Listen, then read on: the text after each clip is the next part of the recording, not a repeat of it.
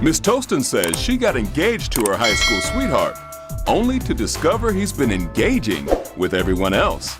Now she's turning to the polygraph to find out if he's living a double life.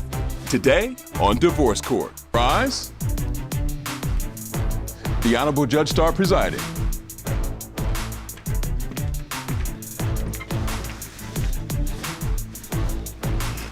Welcome, everyone. Glad to have you here. You may be seated. Your Honor, the case of Toston v. Townsley. Thank you very much. Ms. Toston, Mr. Townsley, I'm so glad to have you. As I look at my papers, you guys have been together for 10 years and you've lived together on and off throughout that decade. Am I correct? Yes, ma'am. But you've been engaged for 9 years and you already have 2 children together. Yes, ma'am. 2 little girls. Yes, ma'am. So this impacts on their lives also. Very so much. Let's get to it. Why are we in divorce court, Ms. Toston? I am here today, Your Honor, I'm so sick and tired of my fiance shenanigans. He's a liar, he's a cheater, he is a walking red flag. And at this point, you need to just put toxic on his forehead.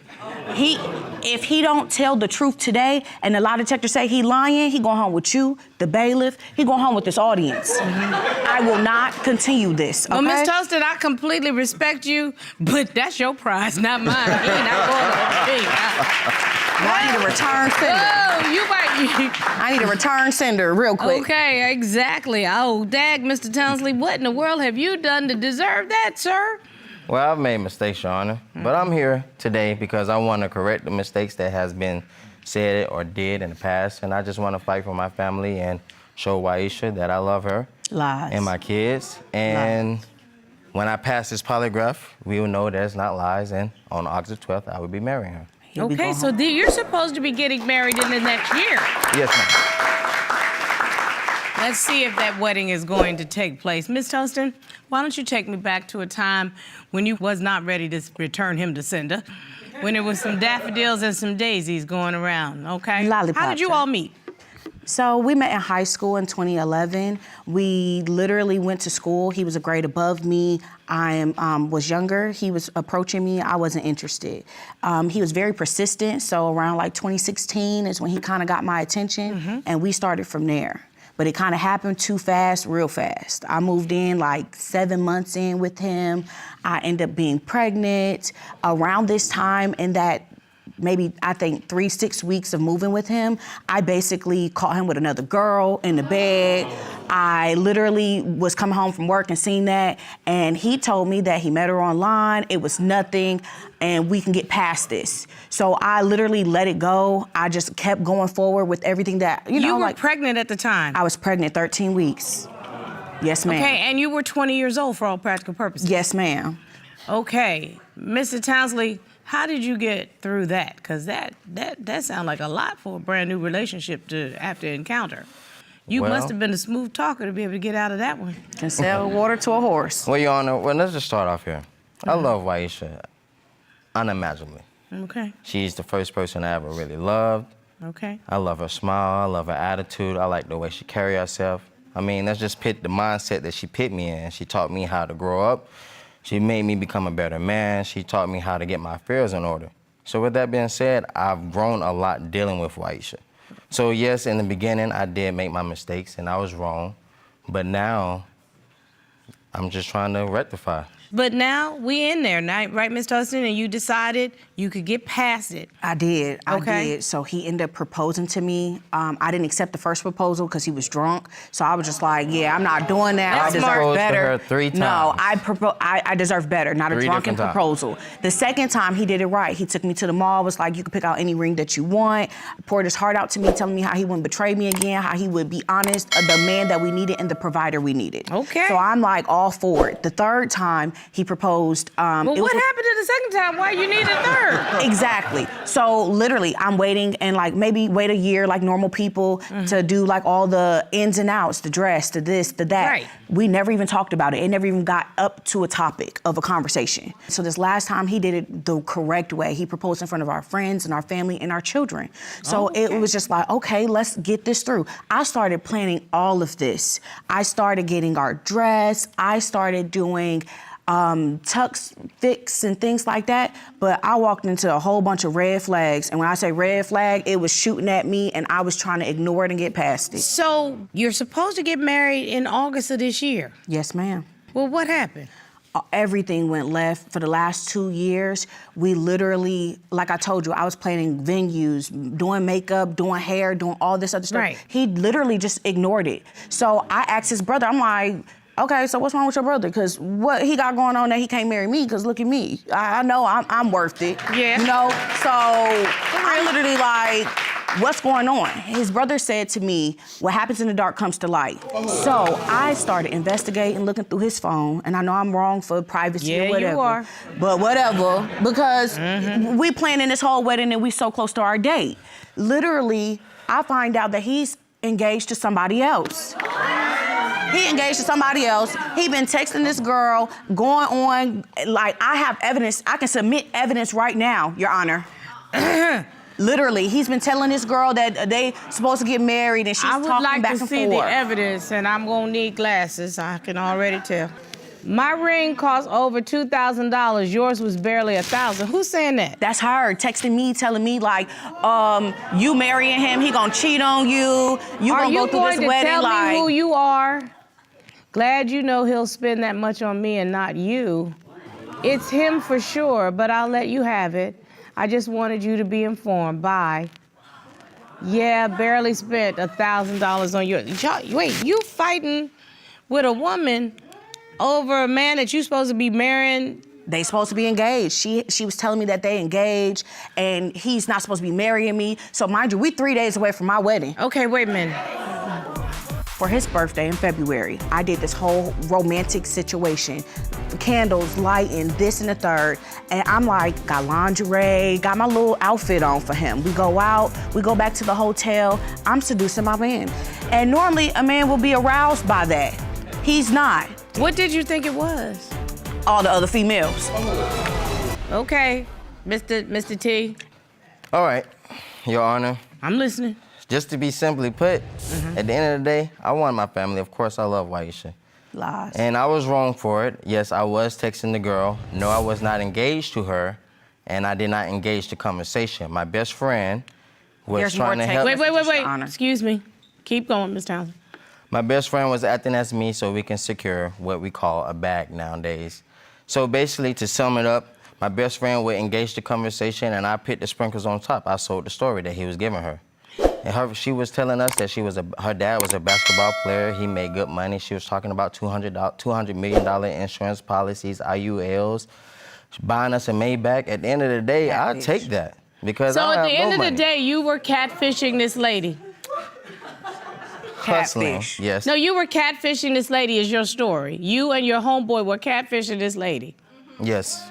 And I was just trying to get the money. But I want to be very clear. I know most of the $200 million basketball players, and did you know who she was talking about? Who she claimed her father was? You do? Yes, ma'am. Okay. So I here's was the just trying thing. to secure the bag for my future wife. But I got news for you. I'm gonna tell you, I could get over probably you stepping out, texting somebody. Yes, ma'am. But that shows, even with your story, the worst lack of integrity and character that I could imagine. Mr. Townsley, let me tell you what is much more disgusting than anything is that you would try to secure the bag from one woman to take care of another woman by lying to the first chick. What kind of man is that? Yes, ma'am. You see what I'm saying? Yes, ma'am. Yeah, so I mean, it was a low moment. I beg your pardon? I understand. I was at my lowest moment. But you're supposed to be getting married. You should be at a high moment. Excuse me. You should really be at a high moment at that time. You're supposed to be getting married, not running game. Yes, ma'am. But I didn't have sexual intercourse with the lady if that. And I got a prime example for that, Your Honor. So let's not even go there with the sex. That's three many things for me, not too many, three many. Literally. He's literally a walking red flag. And I really don't. So I'm listening because that wedding date story, that would have got me.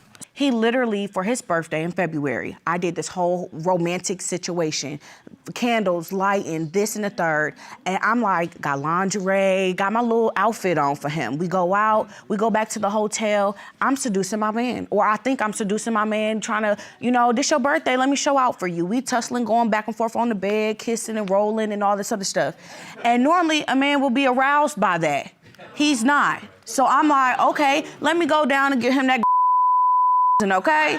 So I go down, I'm down there for 15 to 20 minutes and he's still not up. So I'm like, is it me? What's wrong with me? My insecurities start playing in my head. It was more than physical at that point. So I asked him and he's like, oh, well, you always complaining. You always saying like, oh, you're always nagging. I just can't get up. Like, I'm not aroused by it. What did you think it was? All the other females, apparently. Our sex life is horrible because we only do one position, missionary. I don't want to stare you in your eyes every time we have sex. I object. After 2 kids, 2 epidurals, my body don't roll and turn and oil the way that he wanted to oil. That's a communication problem. I love you, you love me. Let's see how we can make each other happy without the other one being uncomfortable. You interested in everybody else and everything else, but one time when you want this and you say this is all for you, I'm ready for it. Mr. Townsley, what was going on with you? Because I want you to have an opportunity to say what was going on with you emotionally. Your Honor, are you married? Yes. How long have you been married? 7 years. 7 years? Mm-hmm. You've been married for 7 years. Mm-hmm. You and your husband ever had a disconnect before? Yeah, but but our disconnects we talk about. Right. And they never get to a point where I am worried that he's not attracted to me. Okay. Because if you can beat me rocking, you can take my chair. Yeah. Hello. I like that. I like that. I like that. Well, Your Honor. You asked. Well, Your Honor, I love Wyisha. I love her a lot. You done said that 4 times. Because that's just all how he much said. I love her. But all you have to say to me is what you said to her. Was there some disconnect? What was going on with you that you felt disconnected? And it's valid to feel disconnected. Okay. Because remember, when I answered your question, first thing I said is we talk about it. Right, yes, ma'am. So what was going on with you, sir? Our sex life is horrible. Why? Because we only do one position, missionary. I don't want to stare you in your eyes every time we have sex. I object. Wait a minute. Miss Toston, we want to give Mr. Townsley... We do the same position 365 days a year, consecutively. Do you know what consecutively means? Back to back. Yeah. Who wants to have sex missionary? Back to back.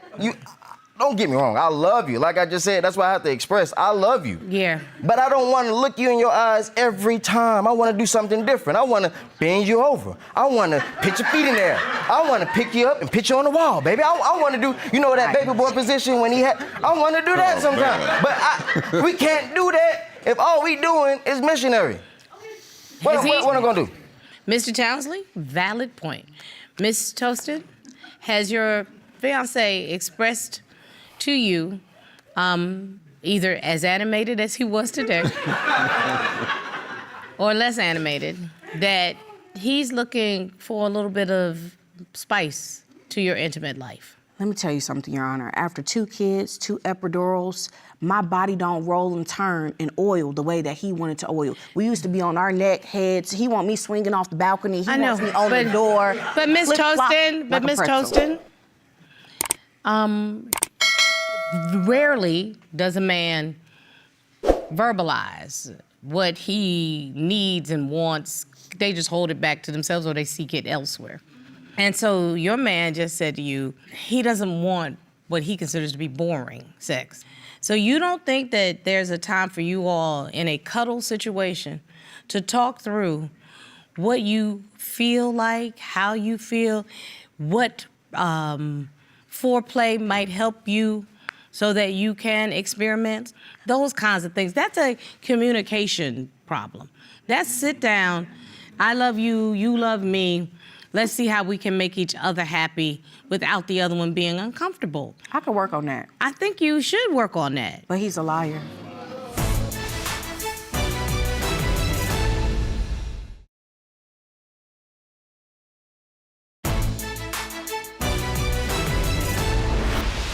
Ms. Toston seems to say that all of these red flags have made you look to be a liar. Am I correct? Yes. Will you explain to me what you're talking about? He will sit here and tell me he's going to work.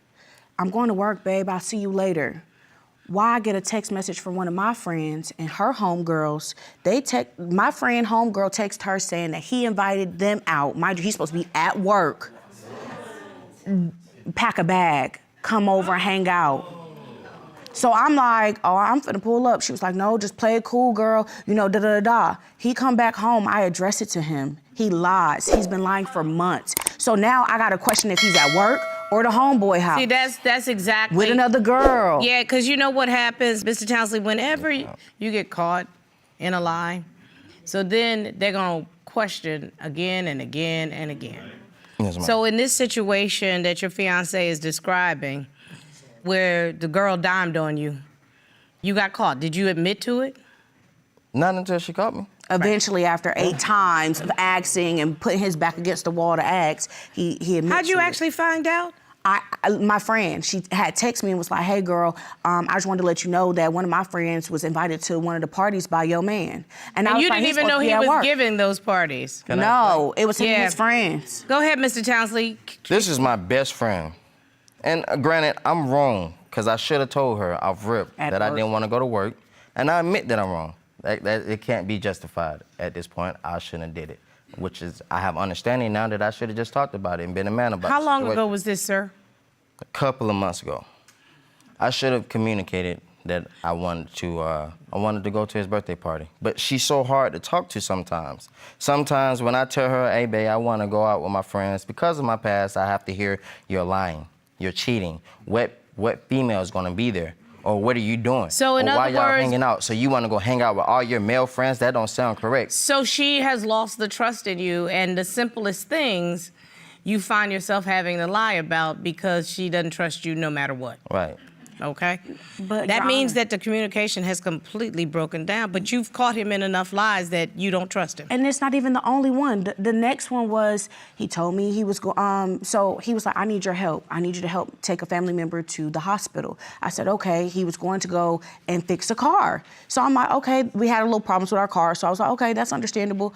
So the whole time I'm doing that, we get back from the hospital, he comes back and he's like overly loved. Like, you so beautiful, you so this, caressing me, like, oh my gosh, my girl, let me take a picture of you, let me do this. Like, he was so fond of me. And that was like a red flag. It was like you lying about something and something don't add up.